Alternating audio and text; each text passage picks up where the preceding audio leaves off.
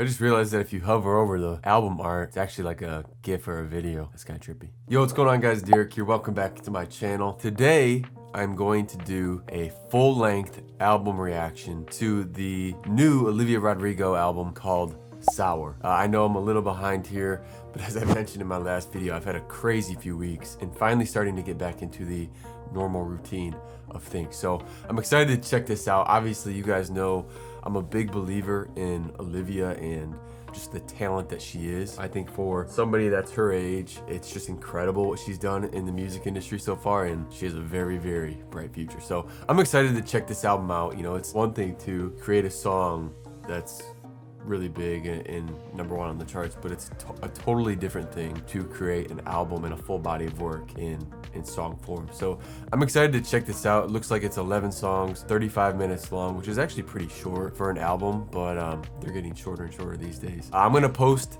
a uncut version on my Patreon, so if you're interested in that, that'll be over there, and this one will be a little more chopped up just for pacing. Let's jump into it. This is Sour by Olivia Rodrigo, and the first song is called Brutal.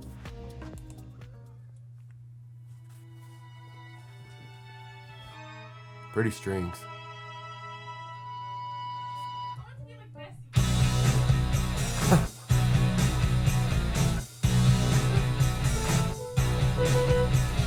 I'm so inside, it's brutal out here. So right away, the thing I like is obviously the instrumentation. You had the almost cinematic strings in the beginning. Then you went to that, like where she, let's see, where am I at? I don't want to forget this, 116. So where you had these strings in the beginning, right? And then you went to that very grungy electric guitar. It's in the key of B too. And then it goes to this acoustic. So right away, you're torn in a bunch of different ways. I'm so insecure. Yeah. I think. I mean, it's a great production style in terms of grabbing your attention and making sure that you're paying attention. It's cool to see her reflect and or have this self-reflection of almost acknowledging that, you know, her life's different, and she can easily get caught up in the news and the headlines that she's in, and that it's brutal. So I mean, it's a clever use of the word, and just the honesty again is something I love about her songs. It's brutal out here. That's cool. A cool bit crusher on her vocal there too.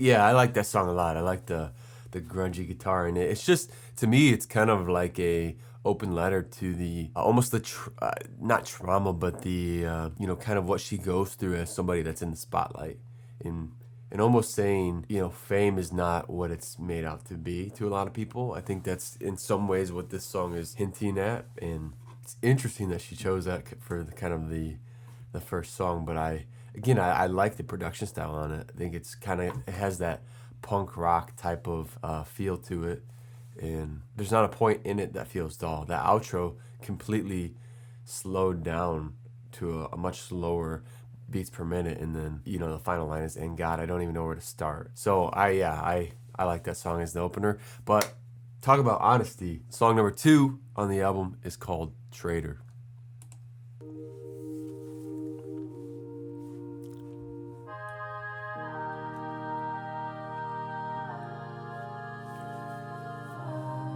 Pretty organ and harmonies. Brown guilty eyes and little white lies. Yeah, I played dumb, but I was now it sure as hell don't look like it. You betrayed me, and I know that you'll never feel sorry for the waiter. Guess you didn't cheat, but you're still a traitor. Yep. This one's good. I like this one. I mean, me and Hunter. Oh, I meant to pause it. Me and Hunter, my well, not my fiance, I was gonna say my girlfriend. We were talking about Olivia the other day because when I showed her the Good For You song, she has been obsessed with it. She's been playing it nonstop. But the one thing that she said that kind of made me laugh is that this breakup that Olivia went through was the best thing that ever happened to her. I mean, talk about songwriting material. I love the context of this song. It's a great use of the word, and again, reflecting on this relationship that she went through. Shut me down, show her off like she's a new trophy. I know when we were together, loved you at your worst. Bitter. Oh, it's cool how the instrumentation cut out there. Yeah, You're still a traitor. I like this one. God, I wish that you had thought this through before I went and fell in love with you. Yeah, okay. So far, my favorite one. I think other than like Good For You is kind of the standout to me, but that one so far is my favorite one. I love the tenderness of the song, the honesty. That last line, God, I wish that you had thought this through before I went and fell in love with you. I mean, come on. All right, number 3, we got Driver's License. We all know this one. To finally drive up to your house, but today I drove through the suburbs, crying 'cause you weren't around. Now that I'm gone, guess you didn't mean what you wrote in that song about me. I remember the first time I heard this song and this part right here. And I just can't. This is where it caught my attention. I mean, the song in general did, but this part. Just the vocal control. Power behind it, too. I'm not going to stop it on the bridge this time. Oh, you guys commented that on my YouTube video. I didn't know.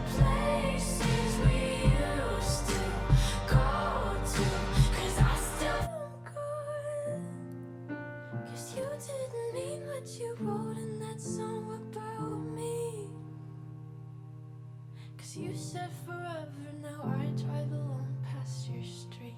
Song number 4 on the album now is called One Step Forward, 3 Steps Back. This is one that I have not heard yet, so here we go.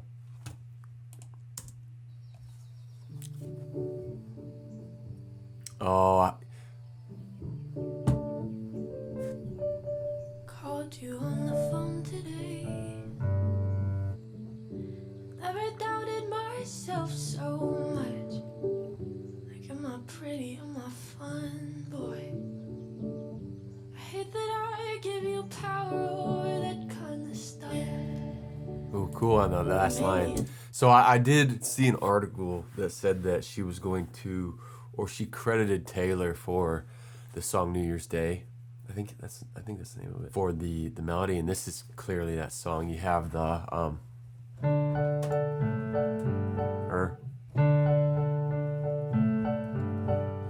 I don't remember how it went exactly, but Taylor actually was in the key of C. Olivia's playing this in the key of D, so I'm playing D, A major, and G major. Taylor's song New Year's Day is in the key of C. Oh man, this is gonna make me mad. I forget how I played this. I used to play this on piano.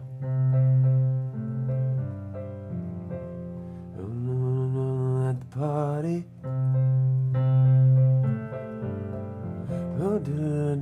In the lobby. So it's got a very similar melody. It's just a step higher. All right, let's keep going. So now we got Deja Vu, which obviously I've heard before, but I think only once. When she's with you, I love that part right there. do you get deja vu? I love the crushed drums in that part, and I actually did a video on my Patreon. Some of you, if you're on my part of our Patreon community, you may have seen it. I did a reaction to a interview that she did with Dan for Rolling Stone magazine, and they actually talk about and show kind of the progression and how they made this song. Dan had a totally different feel to it at first. And I think it was more electro driven, if I remember correctly. I have to go back and watch it. But I remember thinking, watching that video, that I liked almost his version of the post chorus. But then Olivia, it was cool because Olivia was not a fan of it and wanted to do what is now the post chorus that you're hearing today. I ran out of allergy medicine today. I need to go get some more. I apologize, but let's keep going. This is Good For You by Olivia. Obviously, you guys know I'm a big fan of this song.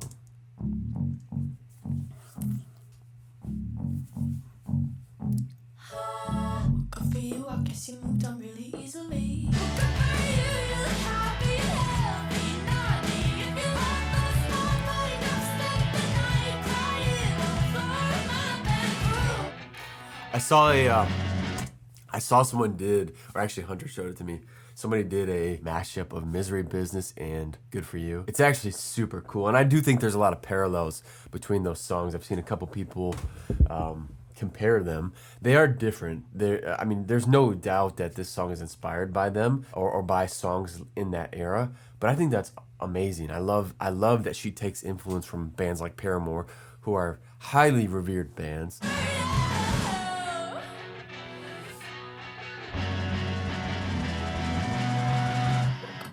Guess you moved on really Easily. I love that song so much. I just did a video on my Patreon too. I know I'm plugging that a lot, but I do post a lot of stuff over there if you're interested in it. It really does help my channel out too. But I posted a video over there of her singing this song on SNL, and I loved the video. I thought it was an incredible performance, and especially, I don't know if that was her first public performance of the song. I think it was, but there on this note for crying. That's a hard note to hit. It's hard to explain it unless you are singing the song, but that is a very hard note to hit. And actually, in that performance, she was a little flat on that note throughout it, which I loved. I commented this in that video. I love when I can tell that an artist is singing live because they're just a little pitchy, or like in the case of her performance, she was jumping around and moving around on stage, and you could literally hear that in her vocal. So the next one we have is called Enough For You. This is track number 7 on the album. I like it already. Acoustic. I wore makeup when we dated, cause I thought you'd like me more. If I looked like the other prom queens, I know that you loved before. Tried so hard to be everything that you left me there crying and wondering what I did wrong. And you always say I'm never satisfied, but I don't think that's true. Cause all I ever wanted was to be enough for you. All I ever wanted was to be enough for you. I love this one already. Maybe I'm just not The guitar in this is beautiful. It's just her vocal and an acoustic so far from what I can tell. There was maybe a bass in the chorus there.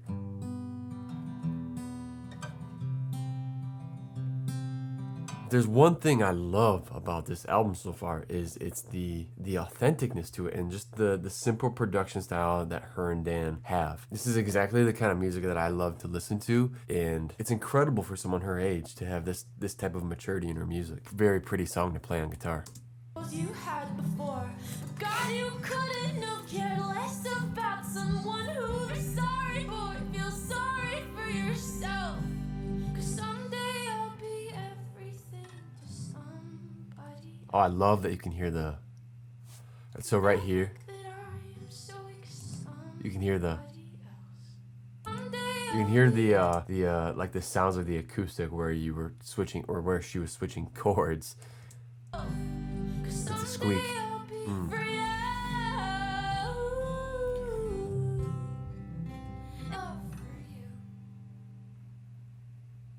I like that one. This is Happier, track number 8 on the album. We broke up a month ago. Your friends are mine. Broke up again. The theme of the album. Part. I mean, when you're this stripped back and raw, piano's much quieter now. And it's just a vocal. like how you were happy, but don't be happier.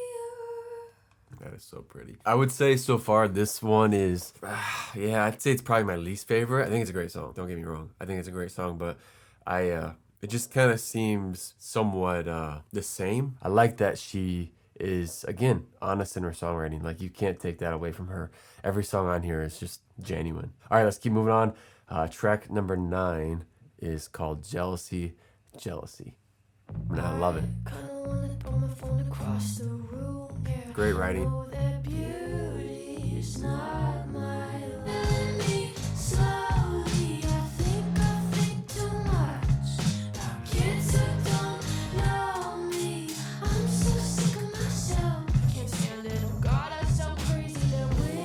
Again, the honesty.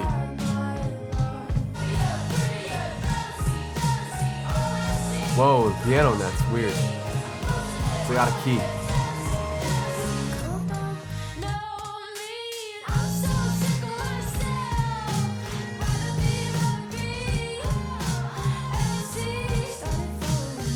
Yeah, I like that one a lot. I didn't want to stop it because I didn't feel like there was a good spot to stop that song.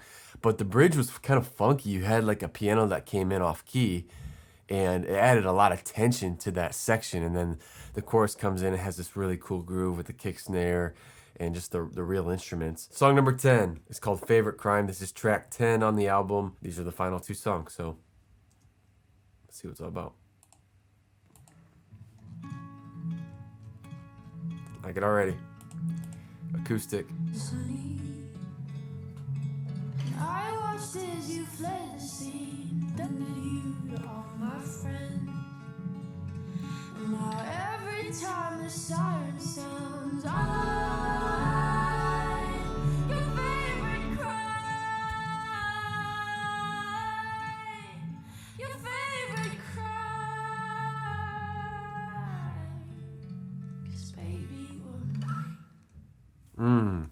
I like that one. That one's very similar in production style to Enough for You, but the final chorus, they brought in a lot more instruments. I think you had way more vocal stacks and that bass guitar, and just the energy was a lot greater in that final chorus. You have to respect and credit her and Dan for this album. The fact that she is one of the biggest stars in music right now, and it's literally 2 people that are producing this album. There needs to be a lot more emphasis put on that, because today with some of these huge pop stars, it is a whole production. It's just this big circus a lot of times. And this proves that really you don't need the machine of the industry to produce an album. Now, I know that this is released under Universal, I think, but her and Dan produced this album, just them. I would almost guarantee that. And I respect that so much, because it just proves that you don't need some crazy studio or, the best instruments in the world. They probably did this in just the small room or even on the road, and that's just so cool to me. So, all right, I like that one. I'm going to do a guitar tutorial for that, probably break it down a little more in terms of guitar. But this is the last song on the album. This is called Hope You're Okay, with a U-R, and it's the final song. So let's see. Well, one thing I wish I would have done, looking back, this is actually my first full-length album reaction video. I don't know how it's going to turn out. You guys have to let me know. But what I wish I would have kind of done is, as I listen to each of these songs, I wish I would have made like some type of ranking system for them. So maybe I'll go back and do a video on that, where I listen to these a second time and kind of rank them and review them a little more, but we'll see. Hope You're Okay, track 11, final song on the album of Olivia Rodrigo's Sour debut album.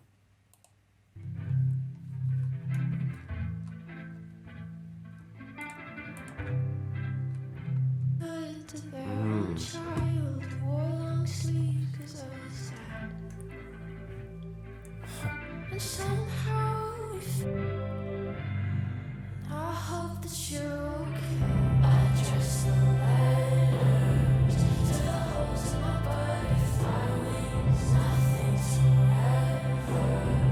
Nothing's as good as it seems.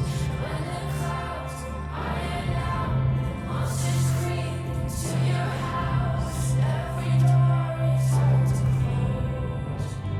Well, I hope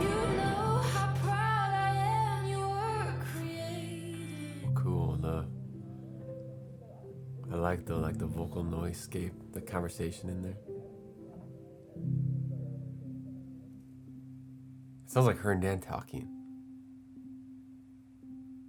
That's a heck of a way to end the album.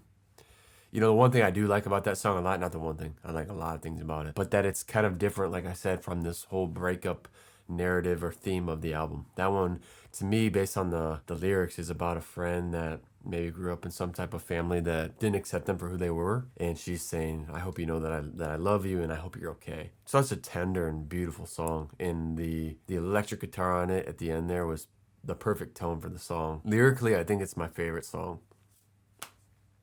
I mean, talk about honesty. Does she know how proud I am that she was created with the courage to unlearn all of their hatred? Man, that's the first album reaction I've ever done. I hope you guys enjoy this. That was, I mean, it's a heck of a debut album. It really is. She has such a good mix of songs here. To me, the standouts from just first listen, and it's always hard for me to do a first listen because I almost always listen to a song twice before I put any type of ranking on songs. I'm gonna do probably a few more videos that I know that she's released some live videos of, like Enough For You and a couple more that I think I've seen. So I'm probably gonna do reactions for those as well, and maybe some guitar tutorials type of lessons as well. So thank you guys for watching, and I'll see you guys in the next video. Peace.